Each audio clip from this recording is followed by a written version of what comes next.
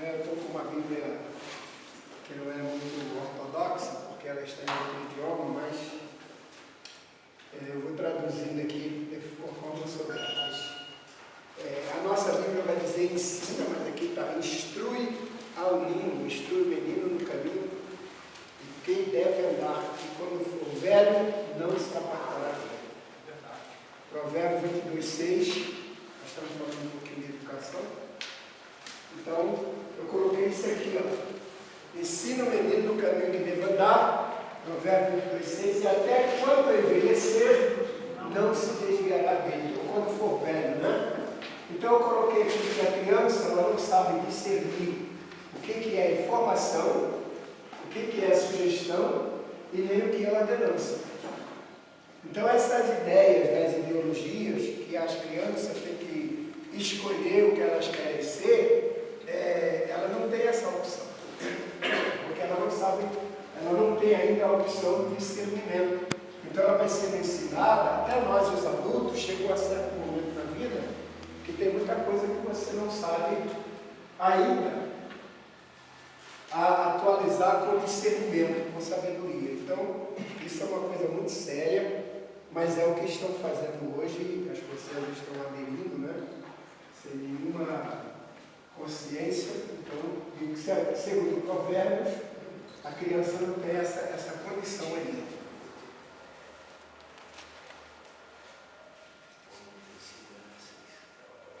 Na apostila, nós temos cada um desses pontos aí, né?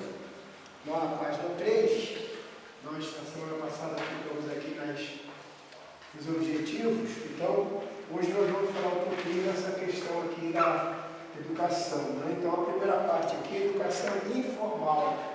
A educação pode ser informal ou pode ser formal. Na educação informal, está dizendo aqui, não intencional, é aquela que não exige uma formalidade estando presente no nosso cotidiano, nas relações familiares, no ambiente de trabalho, nas igrejas e na convivência humana de forma geral. Eles chamam isso aqui de educação informal, aquilo que não exige uma formalidade, uma formatura, um documento de aprendizado, porque as pessoas no início da vida vão aprender como eu li na Bíblia. A criança vai ser ensinada. O fator de não ter um documento que prove que você aprendeu ou não aprendeu, não significa necessariamente que isso não seja importante para nós, porque quando nós começamos a aprender as coisas, elas vão se perpetuar para a nossa vida. Então a gente aprende em casa, respeitar os mais velhos, né? Lidar com pai e mãe. Na época que a gente aprendeu, acho que a maioria dos senhores aqui, com cabelos embranquecidos ou sem cabelo, não, nada contra. A gente quando aprendeu, pelo menos, eu imagino que na minha época, eu tenho 60 anos e foi assim. Se tivesse eles dois conversando, meu pai está conversando com ele, eu chego, eu tenho que chegar, como é seu nome? Eu tinha que chegar e dizer, benção, seu Edson. Aí o senhor dizia, Deus te abençoe, eu saía fora, deixava vocês conversando. Se eu passasse e não falasse com você, meu pai dizia, seu parecer? Não é meu parecer. Ele deu respeito. Hoje não tem isso. A gente está conversando, meu filho, meu neto passa a palavra para cá, não quer nem saber quem é você, não te cumprimenta, não te respeita. Acho que aqui em Minas é diferente, mas lá no Rio é assim já. Quase todo o Brasil. Então, essa informação, essa educação que nós recebemos, agradecemos aos nossos pais, que foi uma educação informal, mas que até hoje nos ajuda. Até hoje. O senhor chega, bom dia, seu fulano, bom dia, dá licença, por favor. Isso são palavras que não mudam nunca.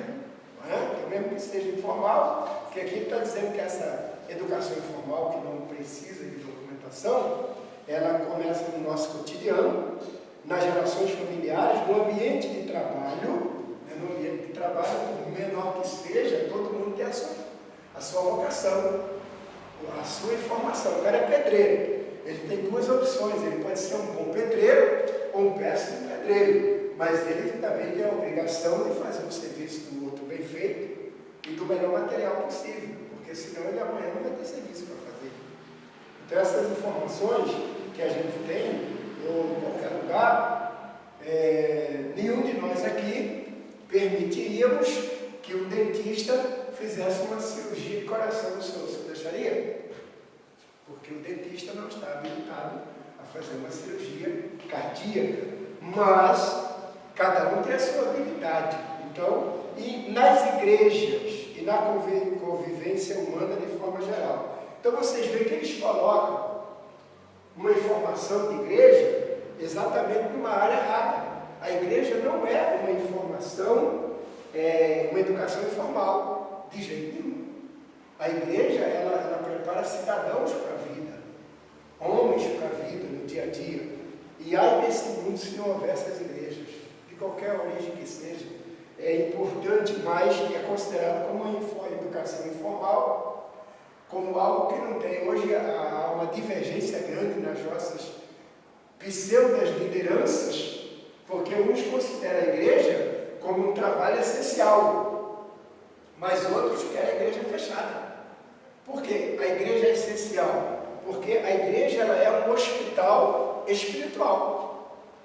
Quantas pessoas, eu trabalho com psicanálise, eu estou atendendo diariamente, hoje eu não atendo porque eu vim para cá, mas ontem eu atendi até 8 da noite pela internet, e paz nos senhores, a maioria é evangélica, que está dando um parafuso na cabeça, porque o cara não vai mais na igreja, o cara não tem o que conversar, o cara não tem mais espaço para atender a situação dele, então ele começa a ter, porque nem todos são obreiros bem formados, muitas pessoas estão ali. A igreja é um hospital espiritual, um lugar de ajuda para pessoas que estão, mas as igrejas estão fechadas, então as pessoas estão diluindo, e quando acabar esse negócio aí que eles abrirem, as igrejas, que eles vão abrir bem devagarzinho, porque a ideia deles é não abrir mais, muitas pessoas não vão voltar mais, pode ficar certo disso. Além disso, as pessoas têm os seus problemas psicossomáticos, que numa situação como essa, aumenta cada vez mais. Né? Eu até recomendaria aos senhores a leitura do livro do Beerhoff, Dietrich Beerhoff, porque o Dietrich Beerhoff ele passou pela Primeira Guerra Mundial. Ele foi o único cara, o único pastor que estava na Alemanha e que teve coragem de encarar o Hitler e foi morto por causa disso. Mas vale a pena ler cartas que ele trocou com colegas do ministério, com as obras do Beerhoff, o livro de ética do Beerhoff, onde ele trata do capítulo 5, 6 e 7 de Mateus, não li nada que chegue nem perto do que ele ensinou. Então vale a pena, eu tiraria nesse ponto aqui, que as igrejas é uma coisa informal, se tiver amém, se não tiver também não vale nada, não fede lixeira. A ideia aqui é essa, é tirar a igreja de um patamar formal, que ela forma, que ela muda caráter, que ela muda pessoas, que ela tira as pessoas do ostracismo. Quantas pessoas nós temos na igreja hoje, que elas estão no patamar de pregação, cresceram, aprenderam, se formaram, mas elas chegaram lá no mundo das drogas, no mundo do álcool, no mundo da prostituição, e hoje são pessoas de alto gabarito dentro da sociedade onde a gente mora. Ou os senhores não têm conhecimento disso? Acho que todo mundo tem, né? Então a igreja ser colocada na área da educação informal, no mínimo um pouquinho de maldade aí, mas não é da didática não, tá? Isso aqui é das pessoas que fazem. O que eles consideram educação formal? Eu estou falando isso para fazer um paralelo. A educação formal intencional, porque a informal ela não é intencional, por não? Se eu passar a votação, qual o nome do livro que o senhor Beerhoff? Dietrich Beerhoff. Circular.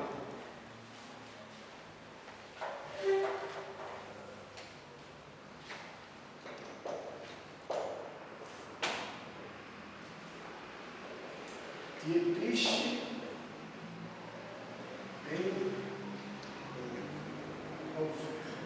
eu não lembro agora a editora, mas é só entrar na internet aí que vocês vão ver. Dietrich Beerhoff, vale a pena ler esse livro. Esse livro é fantástico, da área da educação de pessoas, de personalidade, e um camarada camarada que passou pelo estresse de uma guerra. Uma guerra. É discipulado, né? Hã? Está falando do livro discipulado, né? Não, tem o discipulado e tem o ética. Tem vida em comunhão, persistência e submissão. Apareceu o ética aí? Deixa eu ver aqui, não tem boinha. Tem o ética. Tem discipulado. Esse aqui, ó. Éticos, né? Isso. Esse aí, ética de cristiano. Isso Isso aí. Mas qualquer um dele está valendo. Se você puder ler dele, é top. Vale a pena, é top de linha. Esse é um educador de primeira linha na área cristã. Então, a educação formal, aí eles dizem aqui que é uma educação intencional, é aquela que é presente nas instituições escolares ou em meios de informação com a finalidade de instrução. É interessante destacar aqui as formas de educação intencional, que muitas vezes não percebemos, como, por exemplo, a televisão e a internet. Classifica a televisão melhor do que a igreja. Alguém quer fazer algum comentário? Fica à vontade. Quando a igreja quer fazer algum trabalho juntamente aos indígenas, eles não querem deixar porque vai mudar a cultura lá do índio, porque é como uma educação formal. Como é seu nome? Hélio. Hélio. Isso. O senhor é pastor? Sim, senhor. Então, não é. Eu acho que o problema deles com os indígenas não é propriamente a cultura indígena. O problema deles chama-se ONG. ONG. Existem ONGs, só na Amazônia tem mais de 280 ONGs para cuidar de meia dúzia de índios. Porque os índios estão lá no ambiente dele. Agora, tem um detalhe nas ONGs que eles não dizem. Tem ONGs que recebem de 150 a 200 mil reais do governo federal por mês. E gasta onde esse dinheiro? Isso eles não dizem. Então, o que o governo gasta só com ONGs no Brasil é uma belezura. Daria para pagar quase todo o salário do INSS. Porque cada ONG, na minha cidade, Belfor Roxo, nós temos lá uma ONG chamada Instituto Paz e Vida. É uma ONG de um camarada lá que ensina música para crianças. Você vai lá, tem 5 crianças estudando música. Do João Ribeiro. Não Não é do João Ribeiro, não. Mas sabe quanto a prefeitura de Belfor Roxo paga essa ONG para ensinar música num bairro lá chamado de Heliópolis? 70 mil reais por mês. Tem 2 ou 3 professores e o dono da ONG. Então o dono da ONG é quem recebe. Maravilha, né? O cara não precisa trabalhar nunca mais na vida. Nem ele, nem a mulher, nem os filhos, nem os tios, nem os primos, ninguém precisa trabalhar mais. 70 mil reais por mês, ele não gasta 5 mil naquela ONG. Tudo aprovado na lei, tá? É uma ONG. Agora, quantas escolas públicas lá que não tem merenda, não tem isso, não tem aquilo, não recebem. Esse é o outro lado da história. Então, o problema indígena não é tanto a cultura do índio, é as ONGs que são patrocinadas, dependendo dos locais de índio. Então, tem muita ONG no Amazonas, muita ONG em Campo Grande, muita ONG em todos esses lugares aí. Essas ONGs estão no Brasil inteiro, é uma organização não governamental. Eu creio, inclusive, que o nosso judiciário é muito influenciado por indigenistas e por antropólogos. Eles têm os conceitos deles voltados justamente para a proteção, entre aspas, da cultura indígena. Aí, com isso, eles repudiam qualquer trabalho de igreja dentro das aldeias. Primeiro, a gente tinha que entender o seguinte: o índio não é analfabeto, porque a maioria das tribos indígenas tem os seus próprios idiomas. Então, se o índio tem um idioma, alguém aqui já foi no Paraguai? Sim. O Paraguai tem 2 idiomas. O idioma oficial do Paraguai não é o espanhol ou o castelhano, como eles falam. O idioma oficial do Paraguai é o Tupi-Guarani, que é um idioma indígena, que o Brasil deveria ter o mesmo idioma, Tupi-Guarani. Mas a gente matou o idioma Tupi-Guarani e pegamos o idioma emprestado. Então, o Paraguai, toda criança paraguaia, ela tem 2 idiomas na sala de aula. Ela tem o idioma oficial do país, que é o Tupi-Guarani, e ela tem o idioma castelhano e o inglês. Então, no no Paraguai as crianças são bilíngues desde o início. Eu estive lá no meio, mas não. No Brasil não existe isso. Então, se o índio, ele tem idioma, ele tem organização familiar, então ele não é um selvagem. A nossa ideia dele ser selvagem é diferente, né? Não é essa a ideia. Mas a gente é enganado pelas questões dessas ONGs, porque na verdade é mais importante o dinheiro do que propriamente a cultura indígena. Esse é o problema que a gente tem que discutir com mais tempo, né? Então, eles colocam aqui, na educação formal, ponto 2 ali, a televisão e a internet como um sistema excelente de educação. Mas a televisão passa muito pouca coisa educativa. Na verdade, a educação são programas que passam no sábado de manhã, de 5 às 6 da manhã, que a maioria está dormindo. Ninguém assiste programa. Telecurso, é no meio da noite. Quer dizer, não tem nada de educação assim formal. O que que tem? Muita pornografia, muita mentirada. Quem vai achar que a novelinha Malhação é educativa? Não é? A novela Malhação é toda produzida em cima da ideologia de gênero. Para as crianças, ensinando o filho como ele vai se apresentar para o pai e contar para o pai como é que ele se tornou um homem afetivo. A menininha que está se programando e sendo ensinada pelas coleguinhas, por outra, para dizer para a mãe como é que ela perdeu a virgindade, porque a ideia é ensinar para ele que não existe isso, Pedro. Eu não quero ver.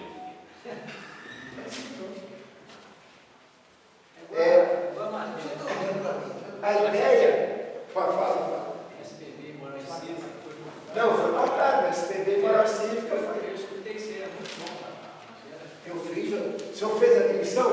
Fiz. A gente estudou primário, ginásio, admissão, OSPB, todas essas coisas foram todas tiradas. Educação moral cívica. Eu também, pois é, a OSPB, a Educação Moral Cívica. Mas a televisão e a internet tem coisas boas, mas você tem que catar igual catamilho, porque tem muita coisa ruim também. Muita pedofilia, muita coisa errada. E a gente vai ver que a educação formal, como ela é hoje, e eu não sei a questão jurídica, como é que isso funciona, porque eu não sou advogado, nem juiz, não sei se tem algum advogado aqui, tem. Até 1970, não lembro, alguém lembra? Qual foi o ano que o adultério parou de ser crime no Brasil? Alguém lembra?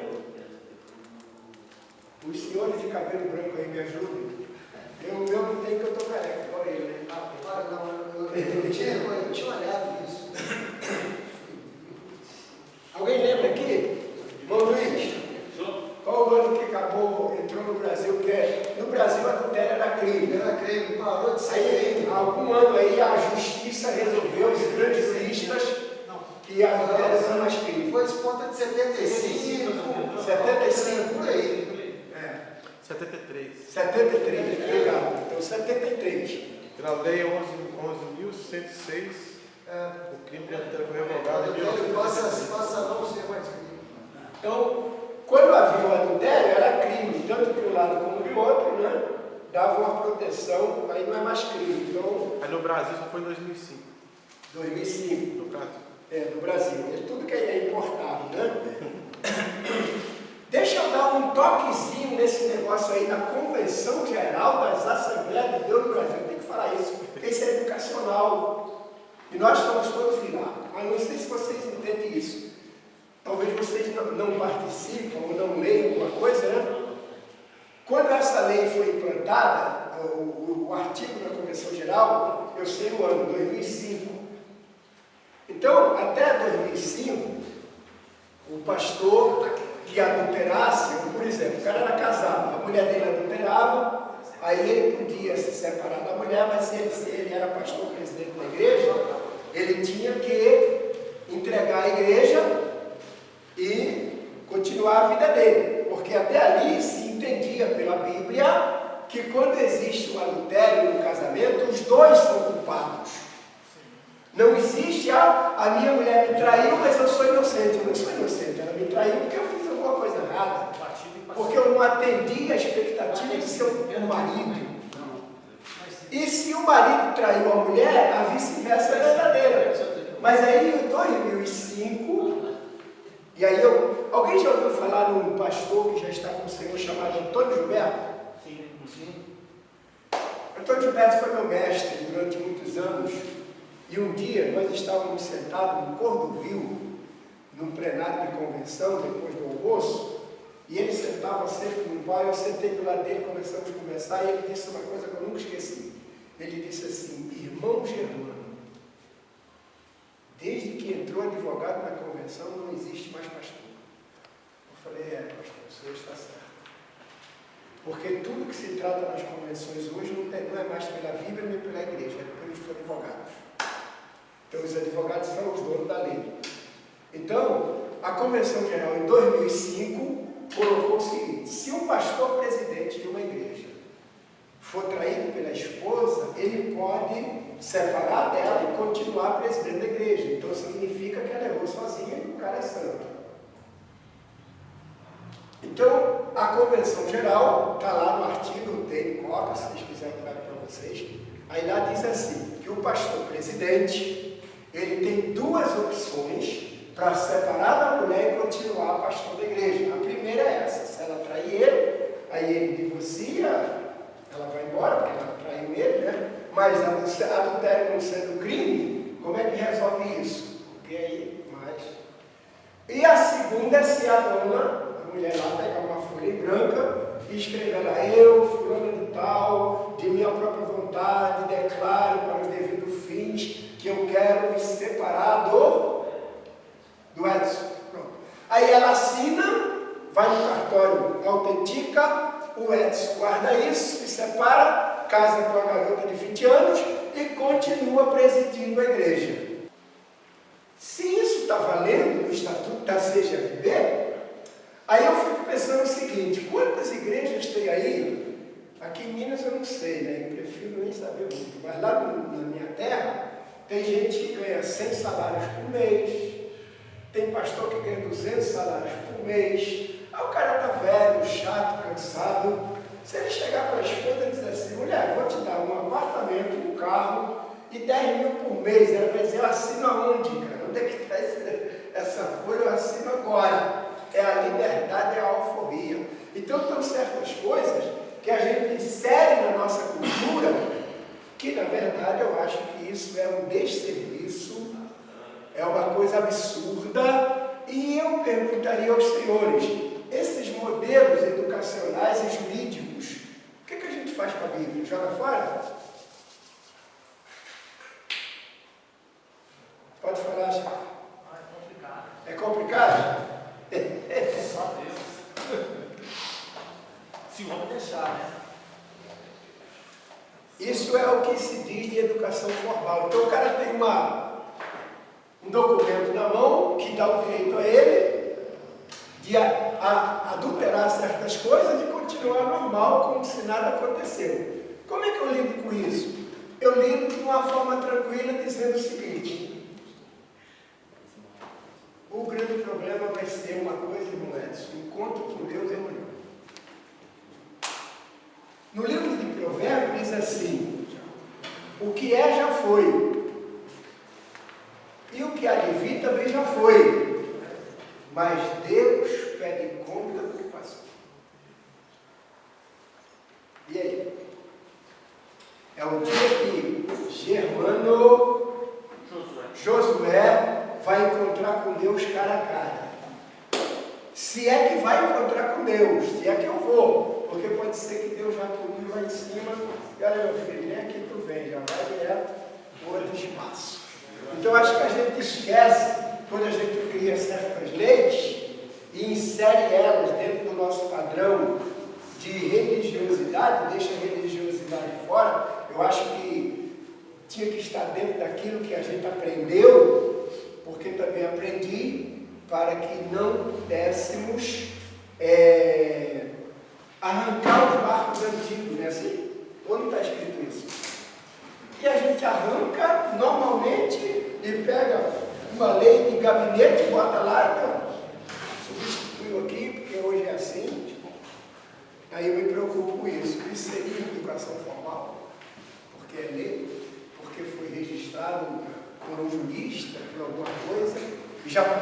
na minha casa, na tua casa, dentro da lei de Deus, porque o que parece é isso, né? A igreja não tem nenhuma informação geral, a igreja. E as informações reais são essas que a gente apanha, sabendo que nós somos minoria, não é? Nós somos minoria, porque você tem um país com 200 milhões de habitantes, né? 60 milhões atualmente, e você não tem 50 milhões de evangélicos, só tem 30 milhões no Brasil inteiro. 34 no máximo. Então nós somos minoria, bem minoria mesmo. Isso considerando que são evangélicos católicos, espíritas, adventistas, testemunhos de Jeová, assembleanos, batistas, universais, Casa da Bênção, Pai da Vida, Deus do Amor, tudo isso aí. O professor tem um importante papel de formar um ser crítico, que seja capaz de refletir e perceber os problemas, fazendo com que este aluno busque as modificações necessárias para transformar a realidade em que vive. Como é que nós iríamos tratar isso aqui, né? O professor, a maioria dos senhores aqui, nós estamos discutindo uma matéria de educação, mas a maioria dos senhores aqui são professores, porque dão aula na escola dominical, não dão aula na escola dominical? Quem é professor da escola dominical aqui? 2, 3. Você que dá aula de Madureira? Não. A irmã nem veio hoje, ó. A irmã ficou frustrada contigo. Nem veio, né? Nem veio hoje. Quem mais dá aula aqui na escola dominical? Sim? Né? Então, nós também temos, dali, não somos como estamos aqui de formal e informal, a nossa aula na escola dominical é considerada pela educação padrão do país como uma aula informal. Informal. Mas eu diria aos senhores que grande parte da nossa cultura, aquilo que a gente vive para a vida, a gente aprendeu na escola dominical. Nos Estados Unidos foi feita uma pesquisa no ano de 1985 e foi desafiado e procuraram nas cadeias americanas e não encontraram uma pessoa, um preso, por qualquer motivo, que tivesse sido aluno assíduo da escola bíblica dominical por 2 anos na vida dele. Foram nas cadeias de norte a sul dos Estados Unidos, não encontraram nenhum preso que foi aluno assíduo da escola dominical por 2 anos sem faltar um domingo. Não tinha um cara desse lado. Para você ver o que a escola dominical, no ensinamento sadio, produz na vida de uma pessoa. Então a gente poderia trabalhar mais isso aqui, não é? Então o professor tem um papel importante de formar um ser crítico que seja capaz de refletir.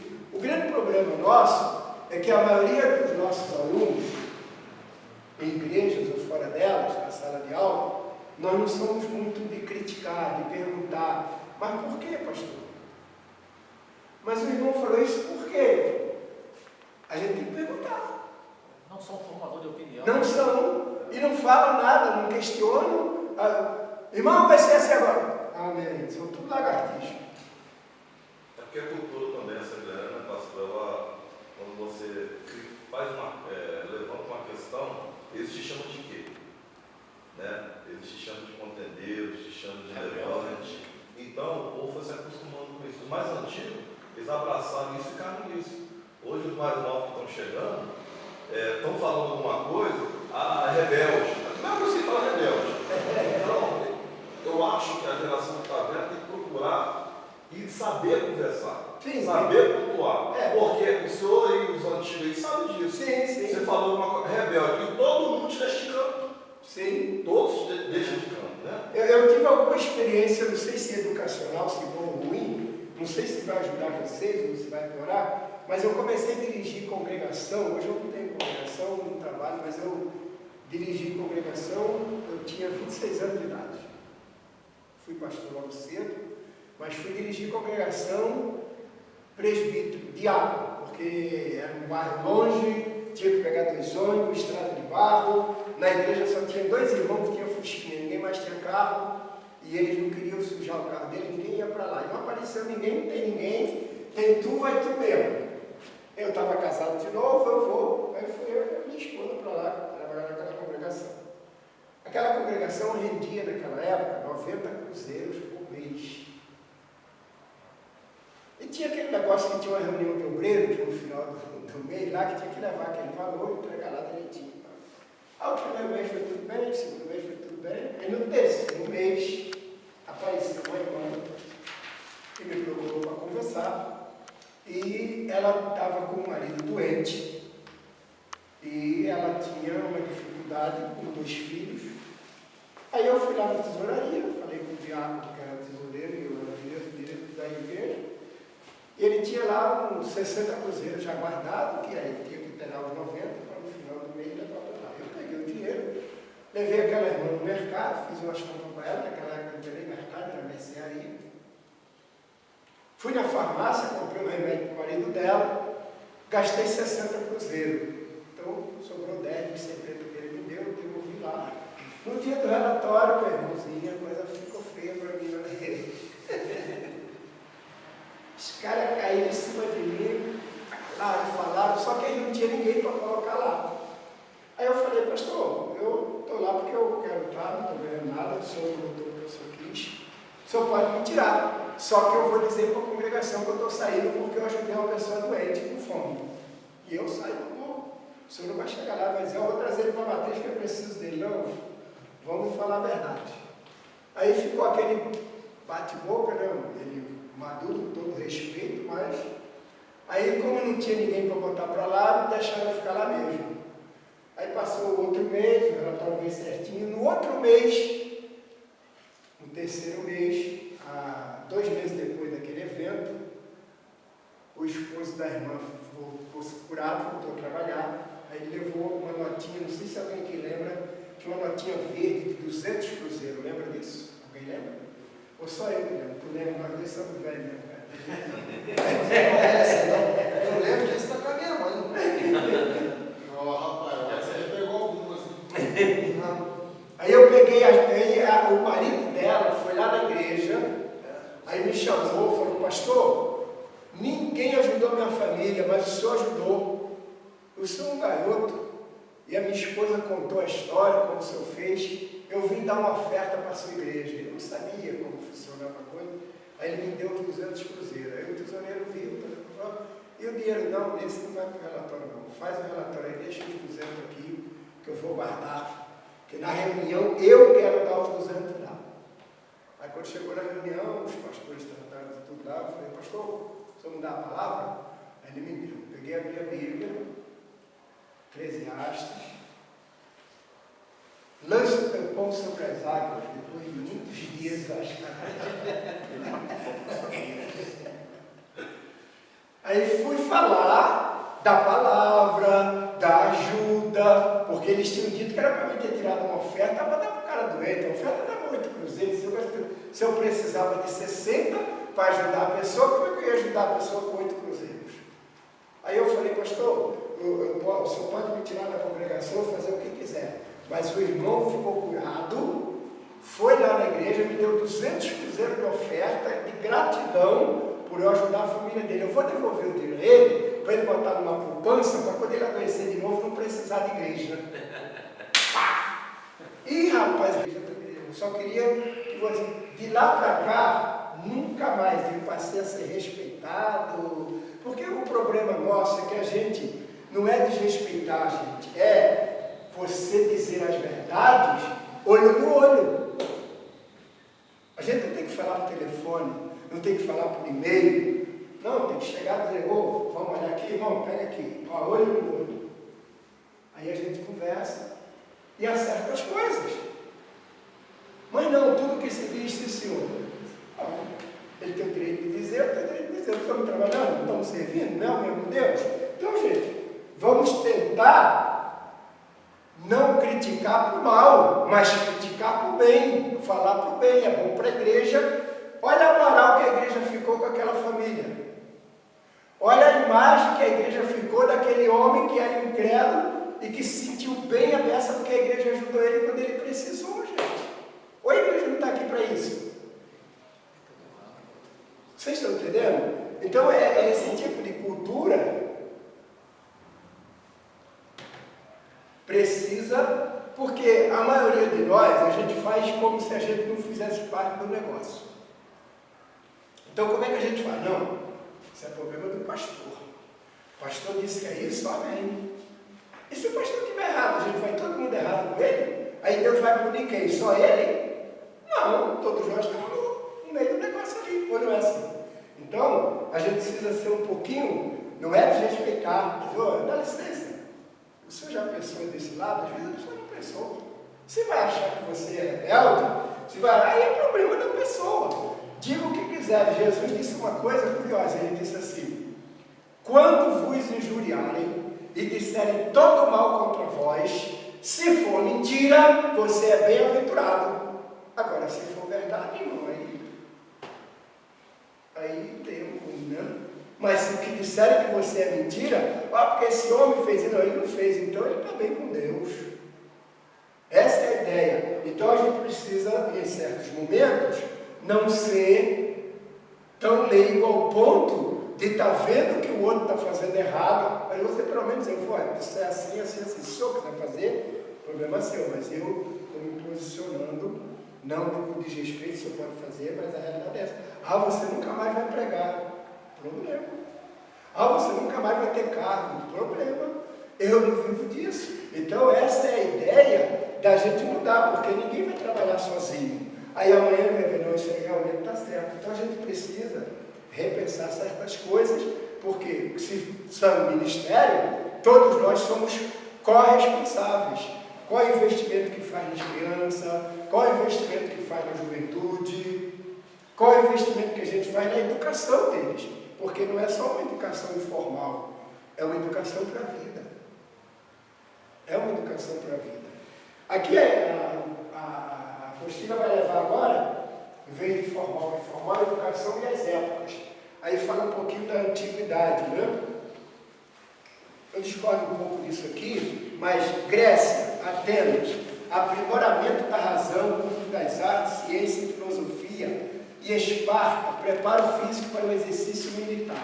Vocês observam que toda a área do saber que vocês pegarem por aí, ela trata esses países. Aqui tem Grécia, Roma, aí fala da integração do indivíduo à vida social. Platão, a educação deveria dar ao corpo, à alma, à beleza e aperfeiçoamento do que são capazes. Sócrates propunha como ideal a conquista da virtude, sinônimo de sabedoria. Seu método de ensino denominava-se maiêutica, trazer à luz. Vocês sabiam que Jesus usou esse método de maiêutica? Jesus usou a maiêutica em algumas situações, né? Jesus era muito sábio, porque Jesus era Deus, não, porque Jesus, como homem, ele aprendeu toda a linguagem, porque a ideia que se está aqui, sempre em qualquer área do saber humano, é que a gente pega esse livro aqui e joga ele fora.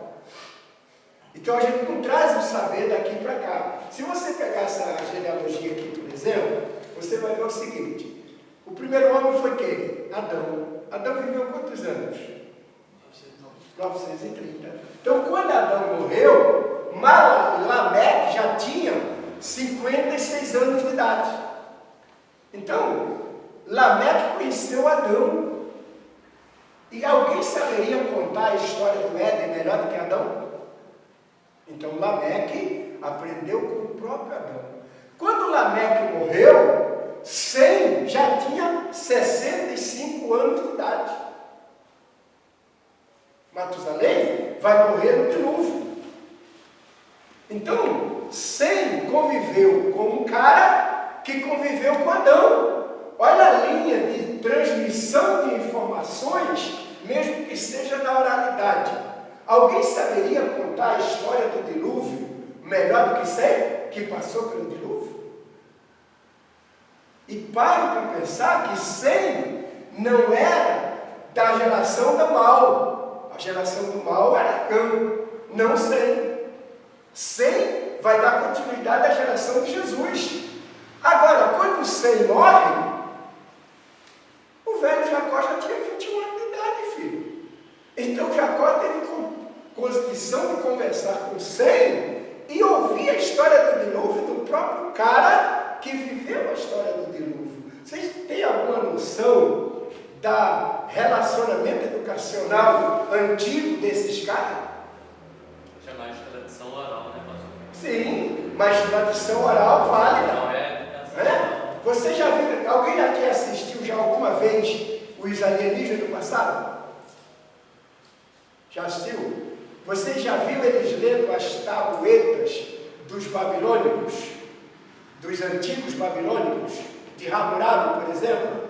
Eles têm reis babilônicos que viveu 350 mil anos. Por que o cara da Bíblia não pode viver 1000, cara? Pelo amor de Deus. Só os caras que são de outros, não. Os babilônicos são oriundos de quem? De Assur. Assur era filho de Noé. Os assírios são descendentes de Assur. Os egípcios, que eles dizem aí que são o povo mais antigo do mundo, que tinha 10.000 anos antes de... Não. Quem é que fundou os egípcios? Os egípcios são filhos de Misraim. Misraim era quem? Filho de Cão, filho mais velho de Cão, neto de Noé. Então Misraim é que dá origem ao Egito. Toda aquela tradição de deuses que estão no mundo hoje, que eles falam que são extraterrestres, que tem deuses indianos, tem deuses não sei de onde, todo lugar, quando eles vão, tem um Deus, e até a Bíblia, eles dizem que o Moisés era o Deus que o maná, isso é até hilário, mas eu preciso falar isso para vocês, porque qualquer pessoa na educação formal, fora da Bíblia, acredita nisso. Eles dizem que aquela nuvem, que de dia era uma nuvem, de noite era fogo, dentro dela tinha uma máquina de extraterrestre que produzia o maná para o povo comer. Não foi Deus que fez cair aquele negócio. Eles querem tirar a imagem de Deus. Então essa é a ideia, mas se a gente passar para a nossa cultura, que você tem na mão, e você vê as histórias desses caras, tem muito sentido. Então o povo mais antigo do mundo não são os gregos. Não são os gregos. Os gregos são uma sequência, o cara que foi educado, o Aristóteles que educou o Alexandre. Então você vai ver o Sócrates, por exemplo. Sócrates é considerado, a filosofia, ela é dividida em 3 períodos, né? Pré-socrática, socrática e pós-socrática. Os pré-socráticos são Anaximandro, Anaximenes, esses camaradas que tiveram as primeiras ideias, que eles colocam lá. Agora, entre qualquer um desses caras, qualquer personagem antigo aqui da Bíblia sabe muito mais do que qualquer cara desse. O Sócrates, por exemplo, o Sócrates morreu envenenado porque foi punido pelo tribunal grego a morrer tomando um chá de cicuta, e cicuta era um veneno que matava o cara devagar. Por que Sócrates foi condenado a morrer assim, um cara tão inteligente, tão sábio, tão importante, né? Porque alguém já leu a República? Quem já leu aqui a República? Ninguém leu? Tá vendo, pastor? Eu não leio, aí fica difícil. Você leu, né? Leu? Também não. Ó, não, Aí é inaceitável. Isso é inaceitável. Você é inaceitável. deixa eu defender ele, porque ele só lê livro evangélico. Ah, não, mas... Só devo coisa de crédito.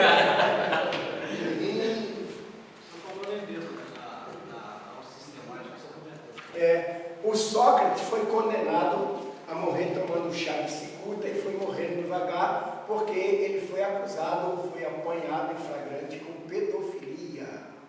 Não é? Pedofilia que hoje, daqui a pouco a pedofilia vai ser igual a terra, não vai ser mais crime, não é? Que hoje já não é mais. Um bom advogado já defende um pedófilo porque os cientistas formados das altas culturas do mundo já dizem que a pedofilia é uma doença. Tudo hoje é doença. Naquela época não era cultura? O quê? A pedofilia? Não, a pedofilia sempre foi crime, Sempre, né? então, por isso porque tinha os pedagogos, né? É. Que levavam as crianças. Levava as Pra cuidar das crianças. crianças, porque, se não me engano, me corrige se eu estiver errado, mas a cultura, para passar, eles tinham uma cultura que para passar o guerreiro, para passar a força e a sabedoria, tem que ser através do ato sexual. É complicado. Isso é complicado, né? Mas algumas coisas disso aí já era desvio romano, porque todos os impérios, pensa comigo, raciocina um pouquinho comigo. Olha, todos os impérios, o Império Romano, o Império Egípcio, que é o primeiro império, o egípcio, tinha os menores, tinha outros, mas formavam mesmo os egípcios. Né? Os egípcios, depois vem os assírios, depois vem os babilônicos, os persas, né? Os gregos e os romanos. Todos eles foram destruídos por causa de quê? Por causa da prostituição. Né? Roma, o Assuero, por exemplo, tão falado no livro de Esther, o Assuero, ele fechava o reinado 4 meses. 4 meses, 180 dias de carnaval. Ou seja, ninguém é de ninguém. Bebe à vontade, sexo à vontade. Então sempre foi isso que destruiu os impérios. Né? Hoje já estamos vivendo da mesma forma. Se a gente parasse para ver um pouquinho dessa questão da antiguidade, porque não dá tempo, mas a educação e as épocas antigas. Quando as leis vieram, ela tinha princípio. Porque a sabedoria de Adão, a sabedoria repassada por eles, a sabedoria que foi depois desprezada pelo próprio filho dele e por outros, mas no Gênesis capítulo 6, nós vamos ver aqui, a educação, eu quero ler isso aqui porque isso faz parte do nosso dia de hoje, né? Nós estamos vivendo isso hoje, não estamos percebendo, mas estamos vivendo. Gênesis 6, 11 e 12, né? Aqui diz assim, ó, e se corrompeu a terra diante de Deus, e estava a terra cheia de violência. Como é que está a terra hoje? Nada mudou. Como é que está a terra hoje? Você vive num país onde tem uma Constituição Federal que diz que esse rapaz que está ali, ó, forte, ele tem o direito de ir e vir. Ele vai chegar em ruas de bairros, cidade do Rio de Janeiro, que ele não vai poder entrar, porque está tudo fechado ali por cara armado, que não são policiais, que não são nada. Então o direito de ir e vir já não existe mais.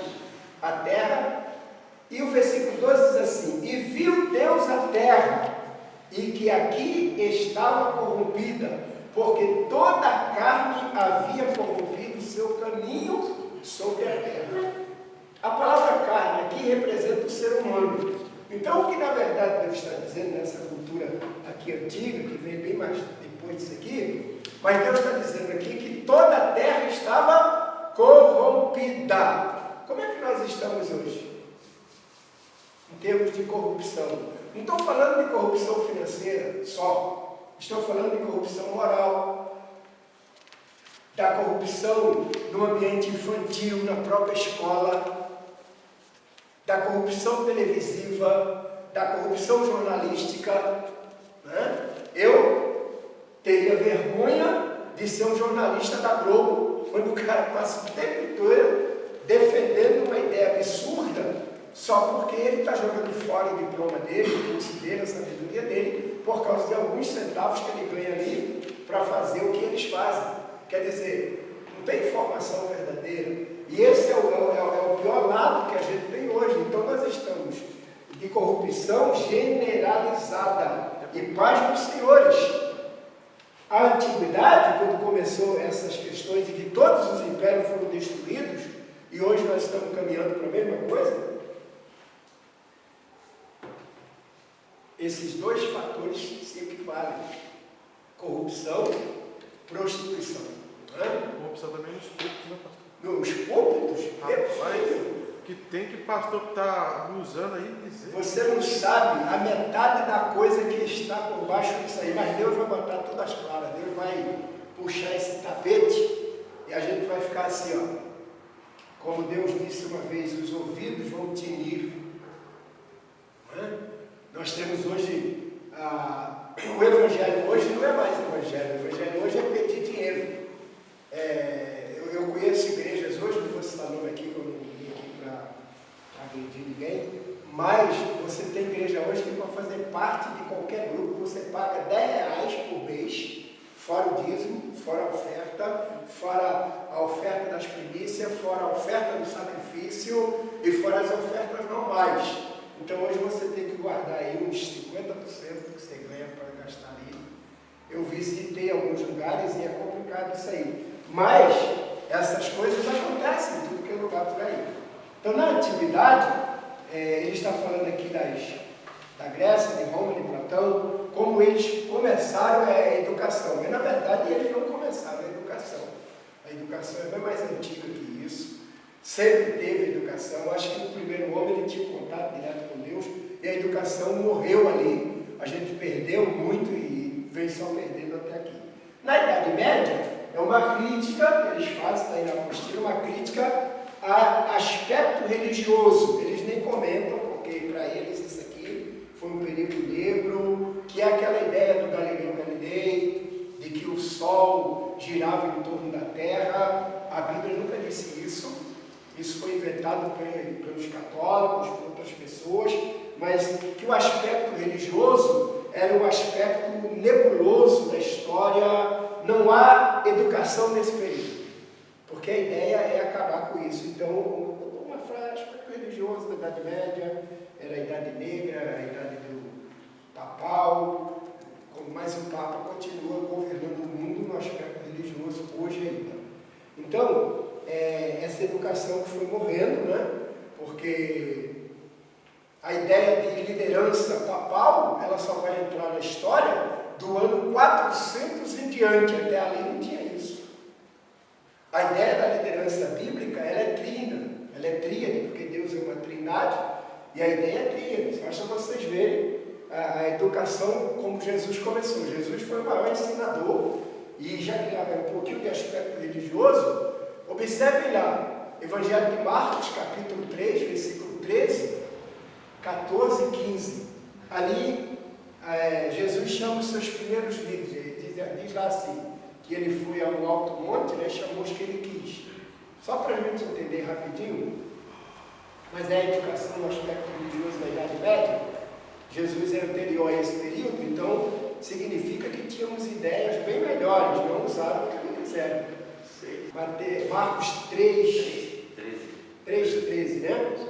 Depois subiu ao monte e chamou a si os que ele quis, e vieram a ele. Então, quantos ele chamou? Não há uma condição de numerabilidade, ou seja, vieram 50, 70, 100 na Idade Média, isso já é depois, mas quantos Jesus chamou? Estou falando de a posteriori, para a gente pensar em educação, porque Jesus está ensinando ali. Então ele chamou quantos ele quis. Desses que ele quis, teve uma hora que ele mandou 70, de 2 em 2, mas ele, aqui diz, estabeleceu e ordenou, ou fez uma ordenança em 12 pessoas. Então ele escolheu 12 para que estivesse com ele, para enviá-los para pregar. Então daqueles que ele mesmo quis, ele escolheu 12. Desses 12, você vai ler logo no versículo 16, 17, que ele vai falar de Pedro, né? Era Simão, a quem pôs o nome de Pedro. Então ele dá um destaque no nome de Pedro. E depois ele vai dizer que João, filho de Zebedeu, e o seu irmão Tiago, filho de Zebedeu, que ele o chamou de Boanerges, dali para frente. Agora os outros vai dizer Filipe, Bartolomeu, Tadeu, Tomás, João, Alfeu, Tadeu, Cananita. Então não há nenhuma referência a nenhum dos outros, a não ser a citação do nome. Então Jesus deixa bem claro que esses 3 têm uma importância para ele maior do que os outros. São maiores? Não, era a liderança que ele ia deixar. Jesus foi ressuscitar a filha de Jairo, levou quem com ele? Jesus foi se transfigurar, levou quem com ele? Jesus foi para o Getsemane orar, levou quem com ele? Quando Jesus ressuscitou, ele apareceu em particular a Pedro, Tiago e João. Agora os outros, ele apareceu. Então o que ele falou a sós com esses três, ninguém sabe o que foi. Mas esses caras eram a liderança que ele deixou. Então a igreja de Jerusalém não foi um pastor solitário e chamado de João, de Pedro, não. Isso nunca existiu. Eles tinham 3 líderes com poderes iguais. Nenhum fazia nada que o outro não fizesse. Qual era a ideia? Evitar a corrupção, evitar a mentira. Uma cabeça pensa bem, 2 pensa melhor, 3 pensa melhor ainda. E se o que eu faço ele sabe, se o que ele faz eu sei e ele sabe, a possibilidade da gente se corromper é pequena. A ideia é essa. Não vamos comentar isso. Mas só para a gente ter essa ideia, que a educação da Idade Média, criticando o aspecto religioso, está totalmente fora dos padrões que foram ensinados. Agora, essa questão papal, que o Papa é representante de Cristo, o cara santo, isso aí é totalmente Idade Média, mas não tem nada a ver com o que está aqui. Mas para os católicos, isso aqui é tradição, então deixa para lá. O que vale é outra coisa. As nossas leis, né? O que nós temos hoje, os nossos estatutos, as nossas declarações de fé. Se isso aqui não vale como declaração de fé, eu não sei mais o que é declaração de fé mais. É interessante isso aí que o senhor falou sobre a confiança, tendo 3 sobre a liderança, que eu vi uma igreja que eles usavam gasofilácio para recolher a oferta. E nesse gasofilácio ficava 3 cadeados. 3 cadeados. Um cadeado quem tinha a chave era o pastor, o outro cadeado quem tinha a chave era o secretário e o outro cadeado quem tinha a chave era o tesoureiro. Eles abriam esse gasofilácio uma vez por semana, mas só conseguia abrir se tivesse os 3 juntos. Os 3 juntos. Bem, é apenas para a gente ter uma ideiazinha de que a educação da Idade Média não era uma educação religiosa, até porque a educação é anterior a isso. Mas isso aqui é uma crítica ao aspecto religioso, dizendo que isso aí não serve nada para a educação. Não é bem assim. A Idade Moderna.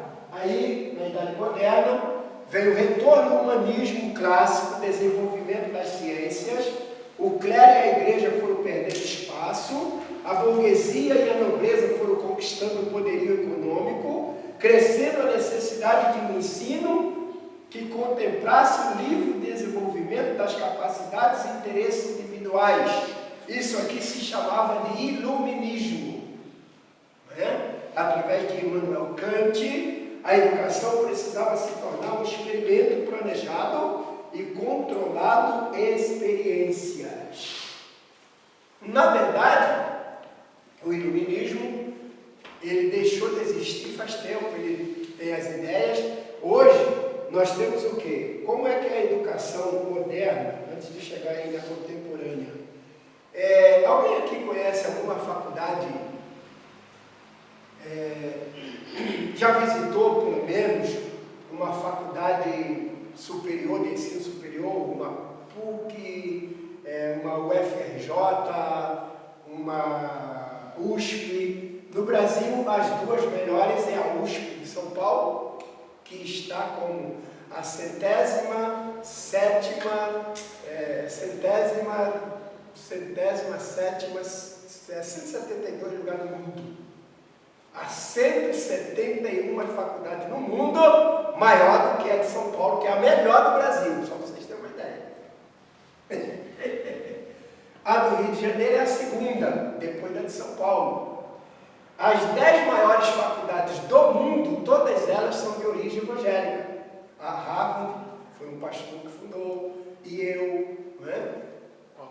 Oxford, todas essas igrejas, essas faculdades, hoje elas não seguem mais nada daquilo que foi as suas orientações primárias, então elas se deterioraram também. Mas o iluminismo, o que o iluminismo trouxe para nós?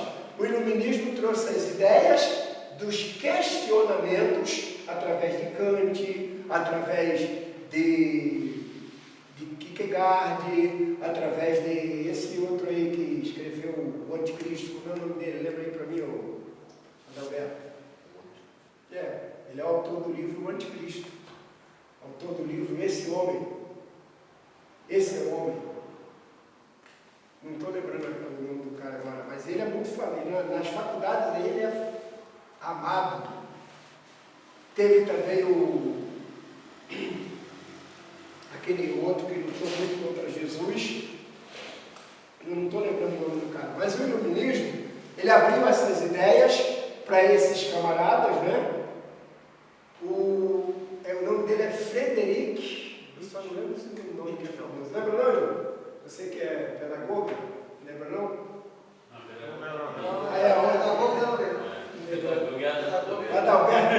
O Adalberto perturbou a irmã.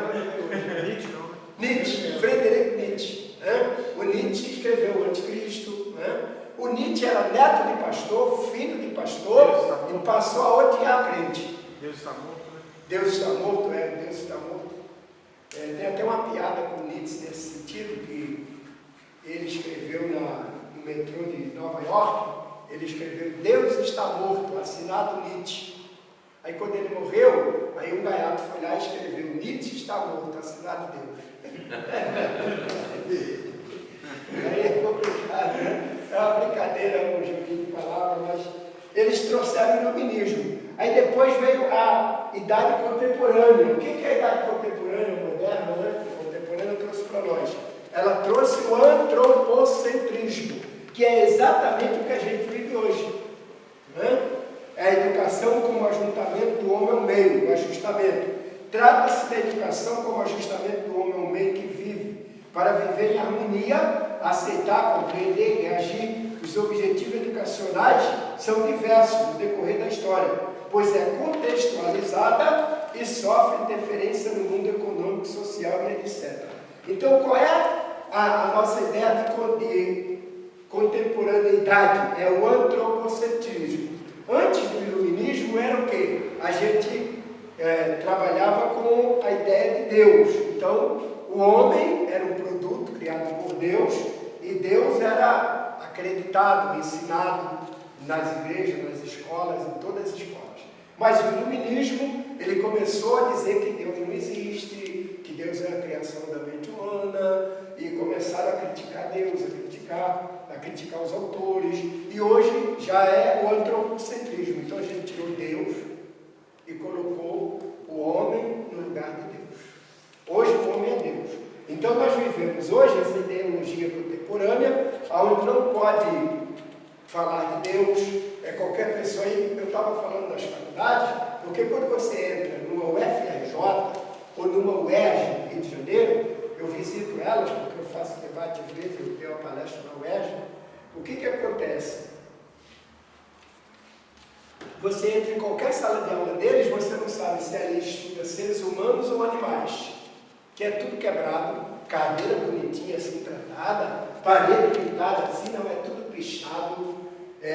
E toda a faculdade tem um grupo chamado de diretório acadêmico. Alguém já fez? Já fez? Você conheceu o diretório acadêmico da sua faculdade? Então, o diretório acadêmico é geralmente liderado por pessoas da esquerda que defendem outros valores da ideia contra qualquer ideia de respeito, de pessoas que não gostam de tomar banho e de pessoas que criticam qualquer negócio. E religiosidade vão para a faculdade de um jeito horrível. Então, eles são chamados de diretório acadêmico. Então, são pessoas que fumam maconha dentro da igreja, dentro da escola, que usam cocaína na escola. Aí eles dizem que isso é educação. Eles chamam isso de liberdade de expressão. Entendeu? Então, isso é complicado. Então, é a educação que a gente tem hoje. Quando você é um estudante legal, que quer aprender, que ler, você é taxado de careta, de atrasado. E Deus, então, nem se pode falar de Deus em qualquer lugar que você esteja nessas faculdades. E a maioria dos professores são pessoas que às vezes até tiveram um aprendizado, mas são pessoas que, uma grande parte hoje são ateus mesmo, e outros afetivos. fui na UFRJ, eu me assustei de ver senhores de cabelos brancos e carecas beijando na bolsa. Não, eu vi lá. Não, muda isso, cara. Eles estavam com a peruca e careca. Muda essa questão aí. Você entendeu? A gente vê isso e os caras são o quê? Os melhores professores daquelas universidades. O que você vai aprender com um camarada desse? Com uma mulher dessa? Que é assumidamente, então isso é o quê? O antropocentrismo. A gente colocou o homem no lugar de Deus. Então esses caras é que aparecem, é que crescem e cada vez mais tirando você. Aí você não tem mais respeito de família, acaba a família, acaba todo critério. Essa educação que a gente está falando aqui, questionando, para vocês terem alguma ideia, antes de entrar aí no que diz a LDB, que é as Leis de Diretrizes e Básicas da Educação do Brasil. Alguém quer colocar alguma coisa aí sobre a antiguidade, Idade Média, moderna, contemporânea? Disso que eu falei, fica à vontade. Quem quer questionar, defender, ser contra, estamos aqui para isso. Inclusive o método de avaliação do MEC hoje, da nota das faculdades, passa por esse crivo desse tipo de pessoa também. Eu estava vendo alguns Nicodemos falando sobre a classificação da Mackenzie, né? Porque a classificação da Mackenzie nem sempre está entre as melhores, mas é justamente por ela ser tida como uma faculdade convencional. Que não aceita padre, não aceita espírito. E eles não aceitam nada de conservadorismo. Aí o MEC não aceita. Não, o MEC é o maior incentivador desse antropocentrismo, né? Eu não sei agora que eles botaram um pastor para dirigir o MEC, não sei como é que vai ser. Ele falou sobre esse perigo de depender do MEC para você dar credibilidade a uma determinada instituição. Sim. Isso aí é um problema gravíssimo, porque você não é reconhecido em outro lugar. Uma coisa que eu nunca entendi no Brasil, como é que o cara estuda num colégio militar para ele chegar a ser coronel ou general de brigada ou brigadeiro do ar, que é o cargo máximo das Forças Armadas? Responde aí, Durante. O cara vai para a AMAN, fica lá 12 anos estudando, e essa educação, como é que ele está falando, não era? Como é que funciona isso? Não, o MEC reconheceu, professor, como ciência militar. Não como educação formal. Não, ciências militares. Então só serve como militar. Só como militar. Porque o curso deles não é válido aqui fora. Não, aqui fora. Agora você vê, um general, o cara chega a general de exército. Agora você Imagina a carreira e vida desse cara. Aí isso não vale nada. Aí você estão dando. Ao contrário, o exército respeita. Agora estão dando show aí. Não, aí você pega um aluno da AMAN, uma SpaceX, e coloca ele para fazer uma prova, junto com um aluno que é totalmente influenciado aí por Olavo de Carvalho, por esses caras, e vê qual vai ser a nota deles. Ué, professor, você não, eu vou só citar duas faculdades militares, o I e o ITA. Quem quiser pesquisar, depois vai lá e então tentar tirar um filho, manda tentar fazer. São as mais difíceis do Brasil. Agora, eu falo uma coisa, o cara que forma no INE e no ITA, ele vai ser militar. Não. Ele pode, no final, ele escolhe se quer seguir a carreira militar ou não. Não é obrigatório. Não. Mas vocês não concordam comigo que é um disparate toda a cultura que se aprende para chegar, porque o cara chega a coronar general de qualquer maneira? Não chega. Você ganha. Hã? Você ganha. Falando baixo dele, pastor. Aí, deve ser da natureza. Oxa. Aí não, né, Barão? Ele é da natureza, ele tá aqui, ó. Ele só sugar aqui para levar. Ele não acha por Depois ele não desgraça. Ele tem uma antena, mas ele não está enxergando. Ele se dá uma não enxerga, seguia pelo som. Ele morde. Ele tem sensor. Ah. Não chega. Tem que abrir a janela ali para ele sair. Tem sensores. Agora vamos passar para o tema, tia. Que horas tem? Está na hora de lanche? Hã? Tá? Falta 5 minutos. 5 minutos. Bem, então, qual é o paralelismo que vocês fazem aí entre os dois sistemas educacionais? Esse sistema que nós temos hoje, implantado nas nossas faculdades, nas nossas nos nossos professores e alunos.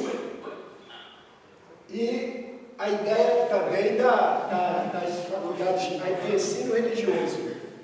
Então, as faculdades de ensino religioso hoje, tanto as evangélicas como as públicas, elas não têm o mesmo critério que teria essas faculdades federais. Mas eles têm muito mais competência em alguns cursos, em competência de ensinamento, do que as faculdades que nós temos aí. Então, só para vocês terem uma ideia. Então, nós vivemos hoje um antropocentrismo firmado em todas as áreas do saber humano. Em todas as áreas, né? Até nas próprias igrejas. O homem acabou tomando lugar de um ensino que poderia, esse camarada está estudando. Apaga a luz. Que esse bicho se morder, dá para fazer. Mas é o barulho. Isso é barulho. Esse é homossexual. Você pode Apaga a luz. Ficar em silêncio, ele está emitindo som.